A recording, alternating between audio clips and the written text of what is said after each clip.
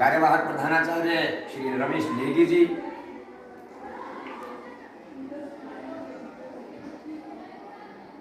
इस विद्यालय में राष्ट्रीय सेवा योजना के कार्यक्रम अधिकारी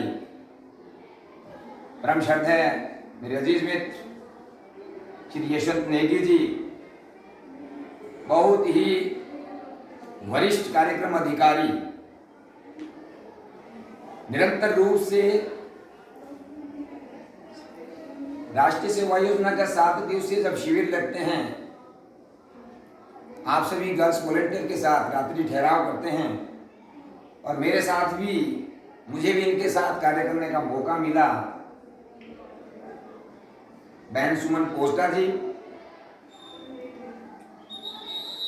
एनपीएस कर्मचारी उपमंडल शिलाई के अध्यक्ष और इस विद्यालय में कार्यरत रसायन विज्ञान के प्रवक्ता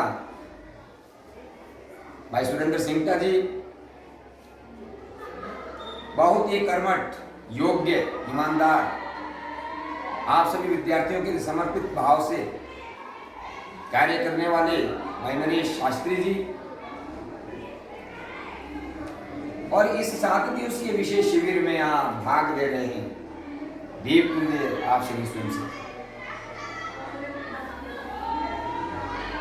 बड़े सौभाग्य की बात है कि हमारे बीच हम सबको शुभाशीष देने के लिए परम श्रद्धेय गुरुजी यहाँ पधारे हैं। मैं इनका जिला सिरमौर राष्ट्रीय सेवा योजना की ओर से, हिमाचल प्रदेश राष्ट्रीय सेवा योजना की ओर से, राजकीय वरिष्ठ माध्यमिक विद्यालय शिलाई यूनिट की ओर से और उनके साथ आए हुए हमारे जो विशेष अतिथि हैं आदरणीय रमेश नेगी जी का हृदय की गहराइयों से आभार व्यक्त करता हूं।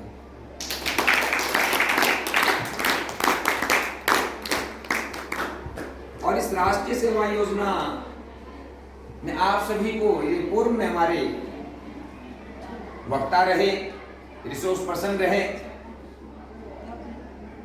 वेटनरी डॉक्टर परम श्रद्धेय डॉक्टर साहिबा, मैं नाम से परिचित नहीं हूं, इन्होंने आपको महत्वपूर्ण जानकारी पशुपालन विभाग से संबंधित दी। मेरा अनुरोध रहेगा आपसे कि आप इसको अमल में लाएं और जरूर घर में पेरेंट्स के साथ इसको शेयर करें, ताकि कोई भी ऐसी डिजीज रहती है पशु से संबंधित और उसका सुचारू रूप से निवारण हो सके। प्यारे बच्चों, आपसे मेरा एक आग्रह रहेगा, एकेडमिक सेशन होता है आपका, रहता है ना, तुम्हारी विवेक इतना काम नहीं करता है। ऐसे से महान विभूतियां आपको शुभाशीष देने के लिए हाजिर रहते हैं। आपको कोई बात नहीं, डायरी नहीं प्रोवाइड हो सकी, हमारे नेगी जी नए प्रोग्राम ऑफिसर हैं, आगे से जब भी इनके पास नया कार्य है, आपको रफ कॉपी और पेंसिल साथ लेनी चाहिए और उसको शेयर करना चाहिए, लिख के रखना चाहिए। मैं चाहूंगा कि जब भी आने वाला कल रहेगा तो आप अपनी कॉपी के साथ और पेन के साथ एकेडमिक सेशन, सिर्फ एकेडमिक सेशन की बात कर रहा हूँ, कल्चर एक्टिविटी की, एकेडमिक सेशन में आपके पास कॉपियां लेनी चाहिए और उसको डेट डाल के उसको लिखें। मैं अपने, क्योंकि हम सब ने आज के मुख्य अतिथि महोदय को सुनना है और कोई मैं वक्ता नहीं हूँ, मैं जिला सिरमौर का रिप्रेजेंट कर रहा हूँ। एक मेरा परम कर्तव्य बनता है कि जहाँ जहाँ भी ये शिविर लगे, जहाँ जहाँ मैं जा सकूँ और वर्चुअल तरीके से भी हम इसकी फीडबैक लेते हैं। हमारे कोई 25 शिविरों में कैंप लगे हुए हैं, जहाँ जा पाते हैं ठीक है, नहीं तो हम वर्चुअल जो हमारा वीडियो कॉल के माध्यम से उसका फीडबैक लेते हैं और हायर अथॉरिटी को उसको सेम डे हम सौंपते हैं। प्यारे बच्चों, आप यहाँ सभी बच्चे भाग ले रहे हैं, क्यों ले रहे हैं, क्या मकसद है इसका, क्या उद्देश्य? सिर्फ ये कि घर से दूर है? कोई बताएगा क्यों इसमें भाग ले रहे हैं, क्यों इस कैंप को आप ऑर्गेनाइज कर रहे हैं, 7 दिन यहाँ मत्थापेची कर रहे हैं, क्या कारण है, क्या उद्देश्य? जाएगा तो स्वार्थ भी है। स्वार्थ मीन्स एक तो सेवा भाव है, समुदाय के साथ हमने तालमेल बिठा के एक समाज के विभिन्न वर्गों की निस्वार्थ भाव से सेवा करनी है। सेकेंडली 7 दिवसीय जो विशेष शिविर लग रहे हैं, जब भी आपके क्लास 3 और क्लास 4 के इंटरव्यूज होते हैं, वायदे के तौर पर जब भी आपका डॉक्यूमेंटेशन होता है, तो जिसके पास 7 दिवसीय विशेष शिविर का सर्टिफिकेट होता है उनको 1 नंबर वायदे के तौर पर मिलता है। और 1 नंबर वो कहां काम आता है, कम से कम जिसके पास ये सर्टिफिकेट है, जिसके पास एक प्रमाण पत्र है, वो कम से कम 500 जितने भी भागीदार है वो पीछे छोड़ सकता है। 1 नंबर का इतना कंपटीशन। प्यारे बच्चों, राष्ट्रीय सेवा योजना में 2 प्रकार की गतिविधियां होती हैं।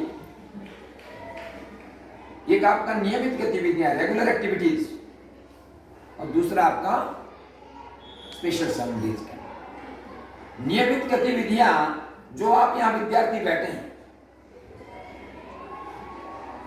और एलिजिबिलिटी के लिए वही विद्यार्थी इस 7 दिवसीय शिविर में भाग ले सकता है जिसके 2 साल में 240 घंटे की नियमित गतिविधियां हो।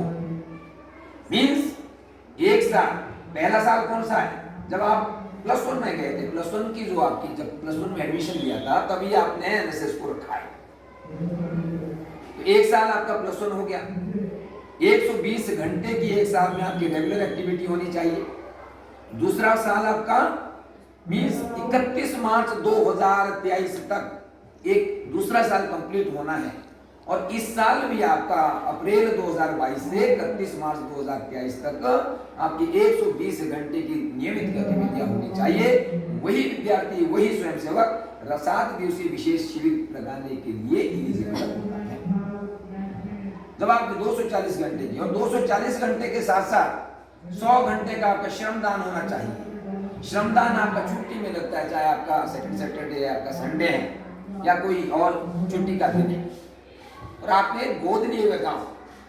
मैं ज्यादा नहीं कहूँगा क्योंकि मैं यहाँ 8 साल रहा, पूर्व में मैंने भी यहाँ सेवाएं की, मुझे भी यहाँ सेवा करने का मौका मिला, और आप सभी स्वयंसेवकों के साथ साथ भाई बहन थे, आप लोगों के अनएक्सपीरियंस था, अनुभव नहीं था। अनुभव पेट से नहीं मिलता, अनुभव आपको फील्ड में मिलेगा। और 2016 में 2015 दिसंबर में मुझे ये कार्यभार मिला था शिलाई के अंदर, और पहली बार हमने जब YLC मीन्स यूथ लीडरशिप में युवा नेतृत्व शिविर, 4 बच्चों के साथ हम राजकीय वरिष्ठ माध्यमिक विद्यालय गोड़ा जिला सोलन गए थे। 2 लड़कियां और 2 लड़के इस विद्यालय के। मैं अनुभवहीन था, परंतु मैं शर्म भी नहीं करता हूँ। मैं बधाई देना चाहूंगा नेगी जी को, जिन्होंने स्टाफ को इतना अपने साथ एंगेज कर रखा है। इतने स्टाफ का ये सहयोग ले रहे, ये भी कला होनी चाहिए बच्चों। पूर्व में मैं यहाँ से क्रिटिसिज्म नहीं करूंगा, आलोचना नहीं करूंगा। मेरे से पूर्व में भी रहे, मेरे से बाद में भी रहे। मैं जब यहाँ था तब किसी और के पास चार्ज था, जब मैं यहाँ से चला गया तो किसी और के पास चार्ज था। तो हम जब मैं भी रहा बेटे, परंतु मैं भी अकेला हूँ। 2 बंदे मेरे साथ, मैं परेड के लिए नेगी जी को और देसाई जी को लेकर, मगर रात को कभी मैंने किसी को रखा नहीं, मैं अपने आप लोगों के साथ सोया। परंतु ये कला है, नेगी जी के अंदर कला है। मुझे बड़ी खुशी हुई जब इन्होंने SDM साहब से इसका इनॉग्रेशन करवाया, और रोज मैं देख रहा हूँ ये आपको रिसोर्स पर्सन के रूप में, आपको मुख्य अतिथि के रूप में बहुत सारे ले आ रहे हैं। तो ये इनकी महानता है, इनको जोरदार तालियां हो।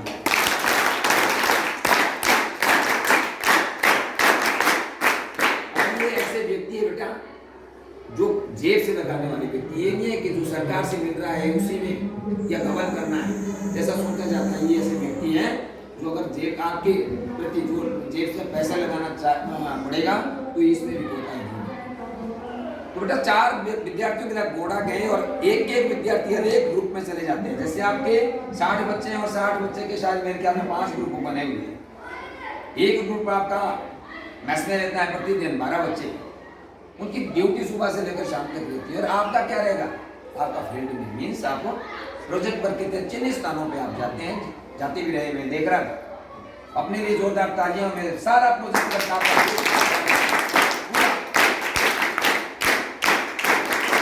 सारे रास्ते आपने किए, आपने ये जो दीवार है ये मैं देख के आया हूँ, बहुत बढ़िया कार्य, बहुत ऐसे ही होना चाहिए, उसको बोलते स्वयं निस्वार्थ भाव से आप एक समुदाय के साथ मिलकर एक सेवा करें।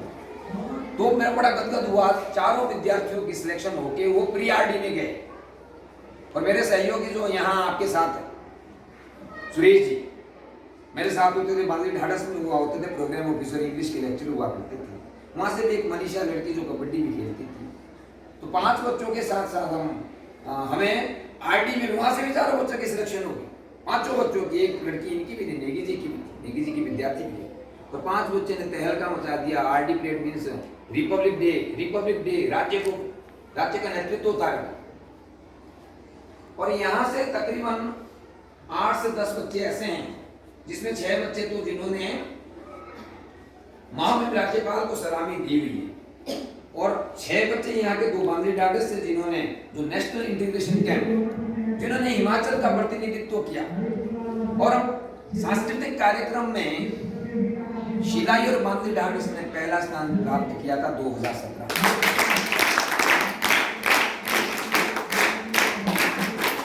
और मुझे बताते हुए दुख भी हो रहा है कि बेटा जनवरी 2018 के बाद, जबकि ये उपमंडल का सबसे बड़ा स्कूल है, चाहे आपका YLC है, चाहे आपका मेगा कैंप है, चाहे आपका NIC है, चाहे आपका रिपब्लिक परेड है, चाहे आपका प्री रिपब्लिक परेड है, यहाँ ग्रहण लगेगा, कोई भी विद्यार्थी उसमें भागीदार नहीं रहा, बड़ा दुख के साथ कहना पड़ रहा है। तो हमें आपसे उम्मीद है कि आने वाले शायद ये 15 नवंबर से पहले ये YLC होने हैं। मेरा नेगी जी से आग्रह रहेगा कि आपके पास ऐसे अनुभवी है जिन्होंने सेना के टाइम जब सेना में होते थे खुद भी ये परेड करते थे, परेड के माहिर है नेगी जी भी और अपने देसाई जी भी इनका अपने, और बहुत सारे बच्चे ऐसे होने जो जिनके पास पहले पूर्व में NCC भी थी, तो उनको थोड़ी सी गाइडेंस की जरूरत है। भूल भी गए होंगे तो इसे सीख लेंगे। तो मैं चाहूँगा और मुझे उम्मीद भी और मुझे खुशी भी होगी कि आप इस विद्यालय का रिप्रेजेंटेशन जो है वो YLC लेवल पे, वो आपका प्री आरडी लेवल पे और आरडी में भी जाने चाहिए। मुझे कल्चर का भी बड़ा हो, कल्चर में भी जाते हैं। अगर 100 बच्चा आरडी परेड में भाग लेता है तो उसमें से 88 बच्चा आपका परेड से रिलेटेड होता है और 12 बच्चे जो होंगे वो कल्चर के होंगे। तो कल्चर की यहाँ साक्षी है, बेशक ये कद में छोटी है क्योंकि ये परेड में नहीं जा सकती। परेड के लिए जो आपकी कद है, लड़कियों का 165 से 175 सेंटीमीटर कद होना चाहिए और लड़कों के लिए 175 से 185 सेंटीमीटर कद होना चाहिए, जो कि परंतु ये कल्चर प्रोग्राम्स में सीताराम शर्मा जी का जो स्कूल है, मैं देखता था जब इनके कल्चरल एक्टिविटी होती तो कला फोक डांस जो गाने वाली ये लड़की होती थी, तो आपने अपनी प्रतिभा को यही नहीं रखे हैं आप, चाहे आप संगीत क्लासेस में चले गए हैं तो आगे जाना चाहिए, ये भी एक प्रतिभा होती है, तो आपने इसमें भाग लेना है।